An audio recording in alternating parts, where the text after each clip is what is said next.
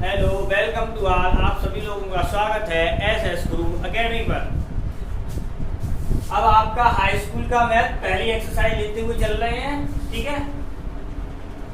तो तुम्हारा यहाँ पर क्या है, पहली एक्सरसाइज में आपको क्या निकालना है, एचसीएफ यानी हाईएस्ट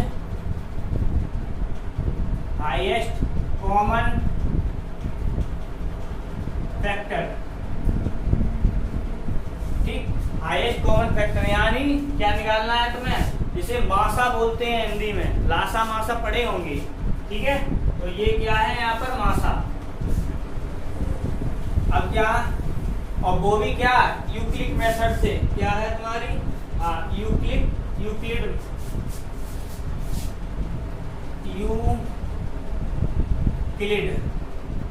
विभाजन। ठीक, यूक्लिड विभाजन से। तो क्या है हमारा, जैसे हमने एक नंबर लिया, तुम्हारा लिखा 135, ए पार्ट है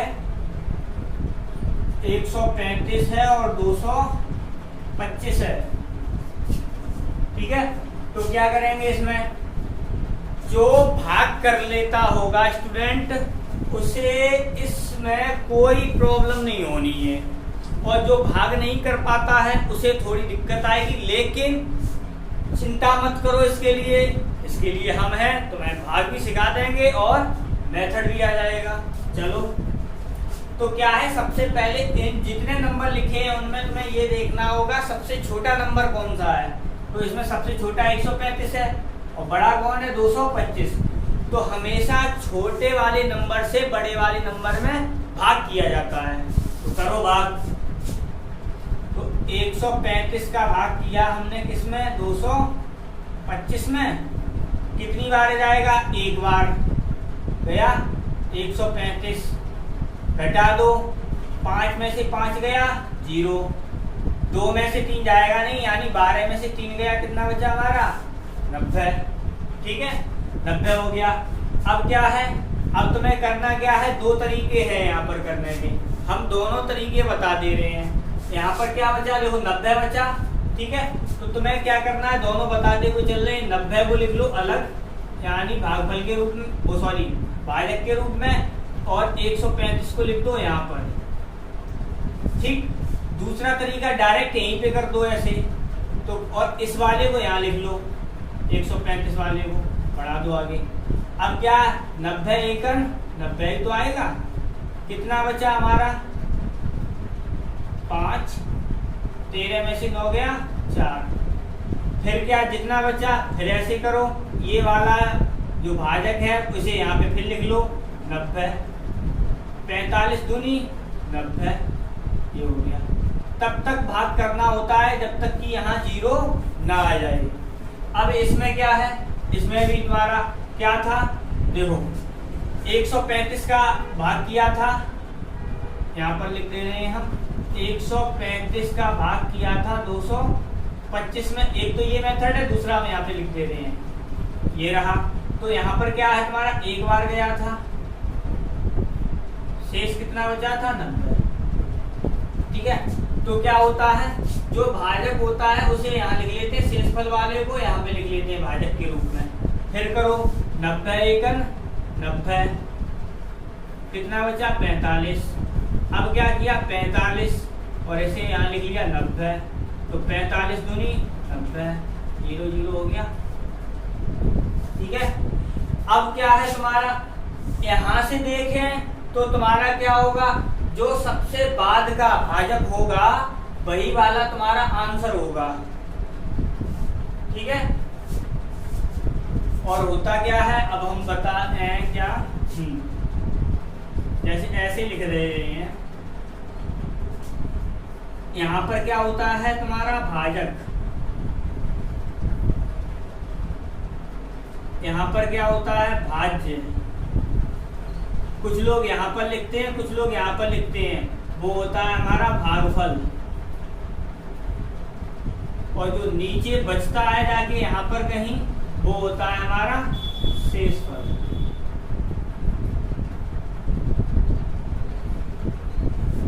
ठीक है, तो हमारा सूत्र क्या बनता है, यहाँ से वही रूल चलता है, भाज्य बराबर भाजक इंटू भागफल प्लस शेषफल। ठीक है, तो जो कुछ भी इस मेथड यानी यूक्लिड मेथड में क्या है, ये वाला नियम चलेगा तुम्हारा। अगर इस वाले से करोगे तो डायरेक्ट ऐसे करते चले जाओ, तो डायरेक्ट यहाँ पर तुम्हारा भाजक जो भी मिले जाके वो वाला तुम्हारा आंसर बन जाएगा। और क्या है, अगर इस तरीके से करोगे तो कैसे करोगे, तो देखो सबसे पहले यहाँ से चलो, भाज कितना हो गया हमारा 225 बराबर भाजक कितना है हमारा 135, भागफल कितना आया 1 प्लस शेषफल कितना आया हमारा 90। अब क्या लिया 135 बराबर कितना हो गया 90 इंटू 1 प्लस का कितना है 45। ठीक, अब क्या किया 90 को लिया, तो 90 को लिया तो कितना हो जाएगा हमारा 45 इंटू 2 प्लस का 0। तो जो तुम्हारा यहाँ पर आएगा भाजक, ये भी ध्यान रखना भाजक ही पहले लिखना है, भागफल पहले मत लिख लेना, नहीं तो गलत हो जाएगा। भाजक वैसे लिख सकते हैं किसी भी मेथड में, लेकिन यहाँ पर जो लिखोगे यूक्लिड मेथड में तो वो तुम्हें ऐसे ही लिखना पड़ेगा। तो यहाँ पर क्या हो जाएगा तुम्हारा 135 व 225 का HCF कितना हो जाएगा हमारा बराबर 45। आंसर हो गया। चाहे किसी भी मेथड से करो, चाहे इस वाले से करो तो यहीं पे तुरंत हो जाएगा, लिख दोगे यही बात यहाँ पे लिख जाएगी। और ऐसे करके अलग अलग करके करोगे, कोई ऐसे नहीं समझ पाता है तो उसके लिए क्या करना है, भाग करो, जितना तुम्हारा बच जाए तो देखो शेषफल वाले को यहाँ लिखना होता है और भाज इस वाले को यहाँ लिखना होता है। ऐसे ही मैंने क्या किया, शेषफल को यहाँ लिखा, इस वाले को लेके आए तो यहाँ लिखा। ठीक है, और तब तक भाग करने होते हैं जब तक कि शेषफल 0 ना आ जाए। और ऐसे करके लिखोगे, यहाँ जब तक 0 ना आ जाएगा तब तक लिखना पड़ेगा। ठीक है,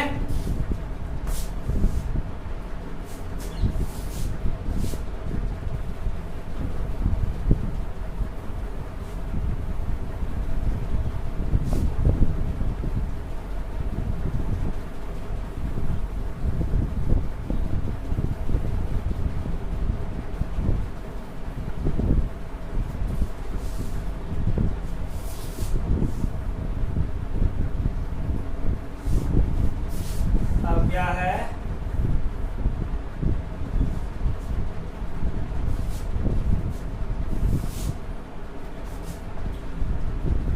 दूसरा पार्ट है तुम्हारा 196 38 220। दूसरा पार्ट यानी बी पार्ट है 196 और 38 220। ठीक है, तो फिर वही काम इसका इसमें करना है भाग। अब ये बता दे रहे सी वाला तुम खुद कर लेना। ठीक है, तो क्या होगा हमारा, इसका इसमें किया भाग तो कितना करेंगे 38 220 में किससे भाग करेंगे हम 196 से। यहाँ पर देखो भाग करने का कितने अंक है 1 2 3, तो यहाँ पर भी 1 2 3 तीन ही लिए जाएंगे पहले अंक। अगर तुम्हारे यहाँ पर संख्या कम होती तो यहाँ पर चौथा अंक लेते, लेकिन यहाँ पर आ रही है ये पहले वाले पाड़े में यानी एक बार में, तो हम ले लेंगे 196। 12 में से 6 यहाँ बचा 17, 17 में से 9 8 और यहाँ पर आ गया 2। अब कितनी बार जाएगा 9 बार। करो 9 का 6 में गुणा करो, 9 6 54, 4 हासिल 5, 9 निम्मा 81 5 86 और 9 1 9 9 एक सेकेंड सॉरी यहाँ पर एक बच गया था। ठीक है, तो क्या ये हो गया क्या 9 6 54 की 4 हासिल 5, 9 निम्मा 81 और 5 86 8, 9 1 9 और 8 कितने हो गए 17। घटाओ 12 में से 4 गया 8 बचा हमारा, यहाँ पर 15 में से 6 गया 9 बचा। ठीक, अब यहाँ पर और ये आ गया 0। ठीक, अब ये कितनी बार जाएगा हमारा 5 बार। 5 30 की 0, हासिल 3 और 9 पंजे 45, 45 और 3 48, हासिल 4, 5 और 4 9। तो हो गया देखो 0। इसका एचसीएफ यहीं आ गया, क्योंकि अब तो आगे शेष ही नहीं बचा, इसलिए आगे बढ़ा नहीं सकते। तो क्या हो जाएगा हमारा 196 बार 38220 का एचसीएफ कितना आ गया हमारा 196। मैंने क्या बताया था, भागफल कभी आंसर नहीं बनेगा। यूक्लिड मेथड में ध्यान रखना, जो भी बनेगा वो क्या बनेगा हमारा भाजक बनेगा। ये हो गया आंसर। अब क्या तुम्हारा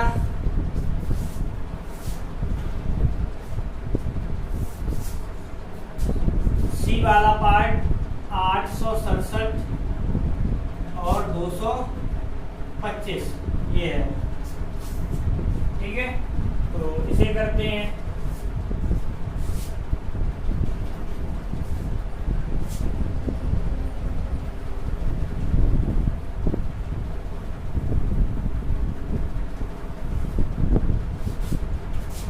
इसमें छोटा नंबर ये है, तो छोटे नंबर से ही चलेंगे। 225 का भाग करेंगे किसमें 867। तो करो कितनी बार जाएगा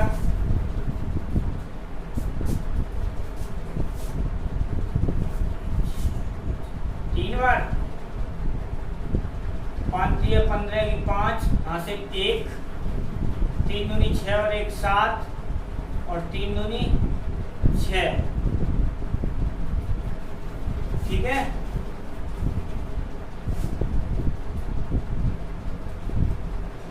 दो बचा, यहाँ पर बचा तुम्हारा 16, 16 में से 7 9, यहाँ 1, ठीक है। ये हो गया। अब क्या करना है, फिर वही काम 192 का 225 में तो करो कितनी बार जाएगा, एक बार। 3 बचा, 12 में से 9 गया, 3 बचा, ठीक। अब क्या करना है 33 का करना है किसमें 192 में, ठीक। तो करो कितनी बार जाएगा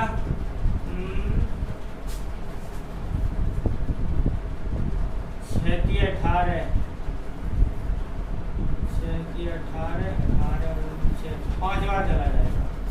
5 15, 5 15 और 1 16, 12, 12 में से 5 गया 7, यहाँ बचा 8 यानी 2, ठीक। फिर 27 का भाग किया किसमें 33 में, एक बार जाएगा 27, कितना बचेगा 6, 6 का भाग किया 27 में, कितनी बार जाएगा 6 18, सॉरी 6 चौक 24, कितना बचा 3, 3 का भाग किया 6 में, 3 दूनी, इसका एचसीएफ कितना आएगा 3। अब यहाँ पर लिखते हैं, वो सीधा हो गया था, अब यहाँ पे लिखते हैं। तो कितना हो जाएगा 867 बराबर 225 इंटू 3 प्लस का आ गया 192, 225 को लिखा तो कितना आ गया 192 इंटू 1 प्लस का 33, और 192 को लिखा 33 इंटू 5 प्लस का 27, और ये हो गया। और फिर लिखा 33 को 27 इंटू 1 प्लस का हो गया 6, 27 को लिखा 6 इंटू 4 प्लस का 3, और 6 को लिखा 3 इंटू 2 प्लस 3। तो हमारा आंसर कितना बन गया ये, तो 867 का 225 का एचसीएफ आ गया हमारा कितना 3। ये हो गया। देखो बिल्कुल वही मेथड, कोई चेंज नहीं, आराम से करना है। अगर तुम्हें पहाड़ा बनाना नहीं आता है तो जैसे पहाड़े बनाए जाते हैं वैसे बना लेना। जैसे 225 का 1 में गुणा किया तो 225 एकड़ 25, तो 225 का इंटू गुणा करना अपना 2, तो 2 से गुणा करोगे तो कितना आ जाएगा तुम्हारा 450 आ जाएगा। तो वैसे ही तुम्हें स्टेप बाय स्टेप पहाड़ा बना लेना है, ज्यादा बड़ा है तो, जिसका पहाड़ा ना पता हो, और जिसका पता है तो वो तो वही आएगा ऐसे ही।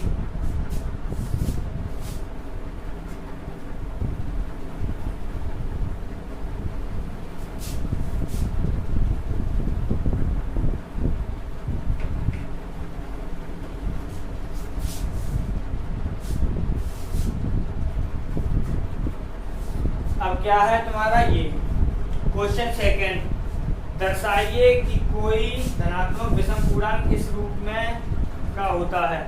अब क्या है क्वेश्चन सेकंड है तुम्हारा, कोई धनात्मक विषम पूर्णांक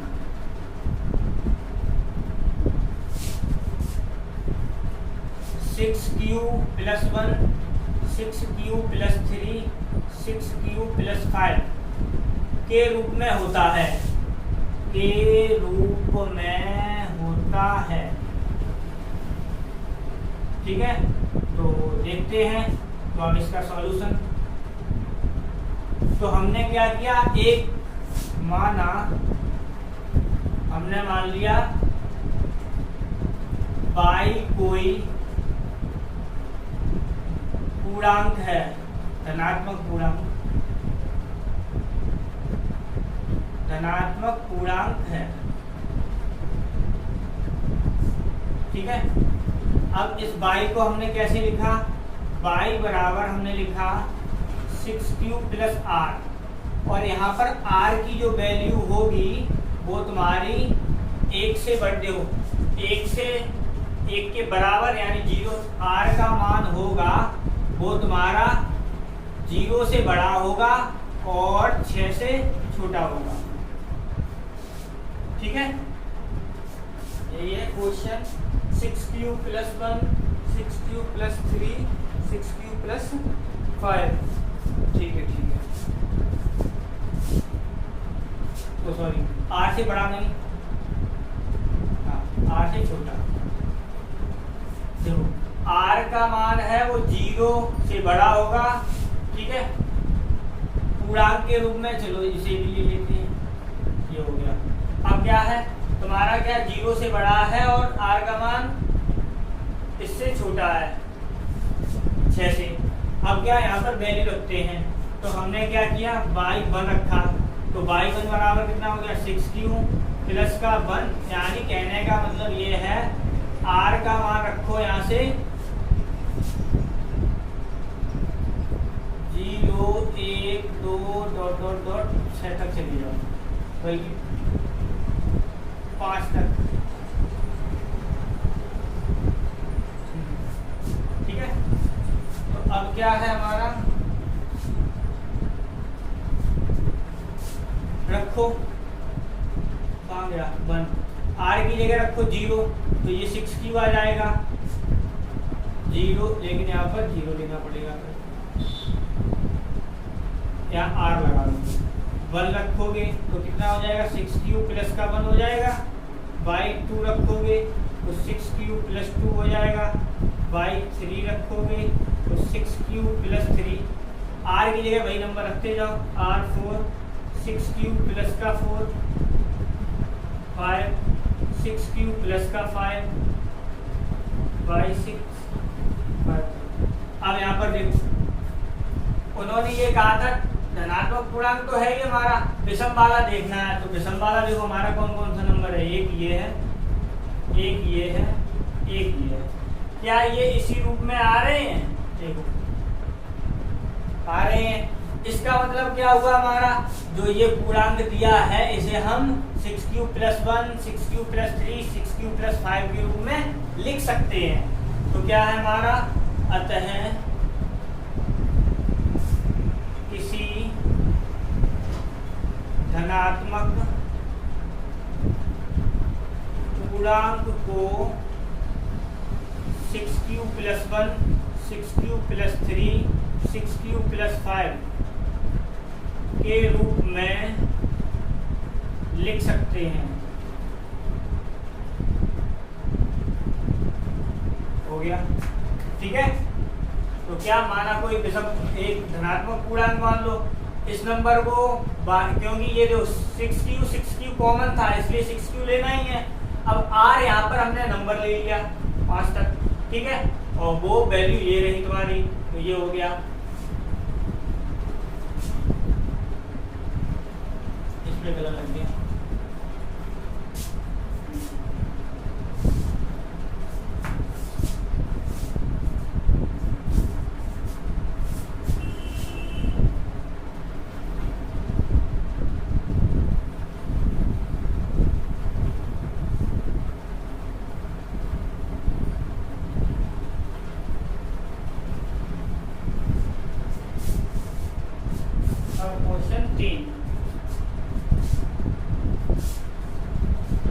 परेड में 616 सदस्यों वाली एक सेना की टुकड़ी 32 सदस्यों वाले आर्मी बैंड के पीछे मार्च करना है। दोनों समूहों को समान संख्या वाले स्तंभों में मार्च करना है। उन स्तंभों की अधिकतम संख्या क्या होगी? तो क्या है हमारा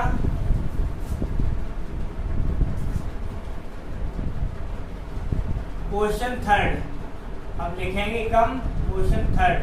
तो क्या दे रखा है, उन्होंने ये कहा है सदस्यों की संख्या कितनी है,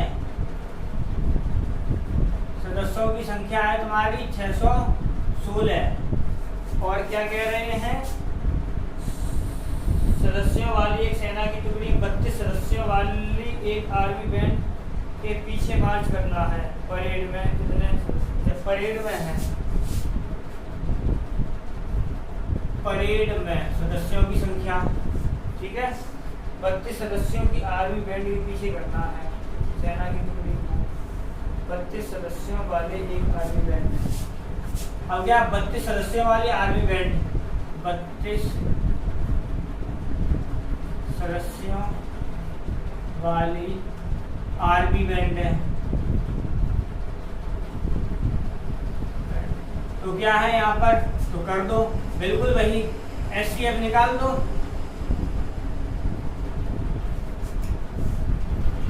बत्तीस एकम 32, 11 में से 2 गया 9, 5 में से 2 गया 2, ठीक, 6 का उतारा लिया, तो यहाँ पर कितना हो जाएगा तुम्हारा 9 बार चला जाएगा, 9 दूनी 18 की 8, और 9 के 27 और 1 28, ठीक। तो ये कितना बचा, 8 बचा, ये हो गया। अब क्या किया, 8 का भाग 32 में कर दिया, 8 4 32, 0 0। इसका मतलब क्या है हमारा,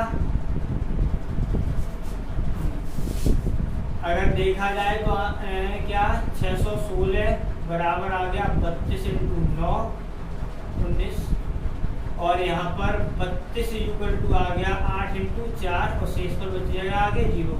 आंसर कितना बन गया हमारा 8। क्या था, अधिकतम संख्या, उन स्तंभों की अधिकतम संख्या, स्तंभों की अधिकतम संख्या बराबर 8, ये हो गया, ठीक है। अगर वीडियो आपको पसंद आ रहे हो तो लाइक शेयर सब्सक्राइब करें और अपने दोस्तों के साथ शेयर करें, ठीक है। बाय।